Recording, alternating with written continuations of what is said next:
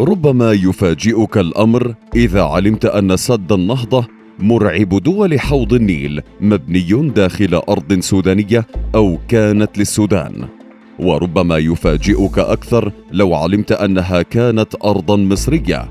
وهذه قصتها. يحتدم الصراع الآن بين دول النيل الكبرى مصر والسودان من ناحية، وإثيوبيا من ناحية أخرى، على خلفية مياه النيل التي عبث مشروع سد النهضة الكبير بها وبتدفقها بسلام طوال مئات السنين.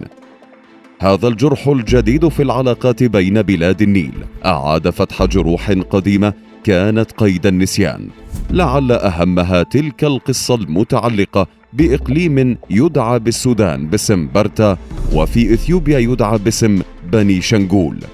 تعود قصته لأكثر من قرن من الزمان، وتحديدا زمن الاستعمار البريطاني لمملكة مصر والسودان التي كانت تحت عرش الأسرة العلوية في القاهرة، حيث دب خلاف بين مصر والسودان وإثيوبيا حول مياه النيل العام 1899. فتدخل المبعوث البريطاني جون هارينغتون لدى الحبشة للتفاوض مع امبراطورها آنذاك منلك الثاني للحفاظ على تدفق مياه النهر بسلام كما اعتاد طوال قرون. واستعصت المفاوضات نظرا لتعنت الحبشة في ذلك الوقت، فطلب المندوب البريطاني من مصر والسودان تقديم تنازلات للأحباش على أمل التوصل لاتفاق. فكان القربان التنازل عن أراضٍ عربية لصالح الحبشة، ليولد العام 1902 الاتفاق الشهير المتعلق بمياه النيل، والذي تستند عليه القاهرة والخرطوم اليوم لضمان حقها بمياه النيل. وآنذاك كان قربان هذا الاتفاق إقليم عربي سوداني هو إقليم برتا أو بني شنغول، ذهبت سيادته للحبشة لقاء ضمان حصتي مصر والسودان من النيل. وعلى مدار أكثر من قرن لم تفتح الخرطوم ملف هذا الإقليم تجنبا لأي اضطرابات حدودية مع إثيوبيا، خاصة أن السودان كان يعاني داخليا من نزاعات انفصالية وحروب أهلية أدت لتقسيمه فيما بعد. وظل بني شنغول وحيدا يصارع إثيوبيا دون أن يلتفت إليه أحد. وهذا الإقليم تحديدا كان يطلق عليه أرض الذهب نظرا لغنى أراضيه بهذا المعدن الثمين. وقد سكنه لأول مرة قبائل عربية مسلمة في القرن ال15 الميلادي، وهي تشكل الغالبية فيه الآن، وسمي بهذا الاسم نسبة للقبيلة صاحبة الأغلبية فيه. وهذا معرف في إثيوبيا أن تسمى الأقاليم باسم القبائل الأكبر. وبني شنغول كلمة عربية، والاسم القديم هو بلا شنغول، وتعني صخرة شنغول، وهو حجر مقدس يقع على جبل في إحدى مناطق الإقليم. وقد ظل جزءا من السودان سنوات طويلة، ثم جزءا من مملكة مصر والسودان حين كان عرش الخديوي يحكم البلدين، قبل أن تذهب السيادة عليه لإثيوبيا بعد اتفاق العام 1902.